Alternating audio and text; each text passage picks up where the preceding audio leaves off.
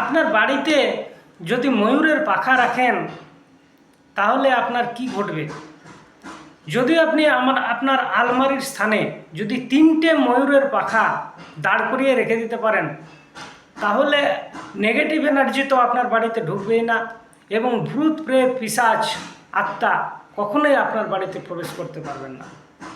দ্বিতীয়ত হচ্ছে, আপনার বাড়ির বাচ্চার বইয়ে যদি একখানা ময়ূরের পালক রেখে দিতে পারেন, বাচ্চার পজিটিভ এনার্জি এবং লেখাপড়ায় মন বসবে, বাচ্চা তীক্ষ্ণ বুদ্ধি হবে, এবং হাজব্যান্ড ওয়াইফের যে বাড়িতে হাজব্যান্ড ওয়াইফের রুমে যদি দক্ষিণ পূর্ব কোণে ময়ূরের পাখা দেওয়ালে সাটিয়ে দিতে পারেন, তাহলে সেই দম্পতির ভালোবাসা অটুট থাকবে এবং সংসার জীবন সুখের হবে।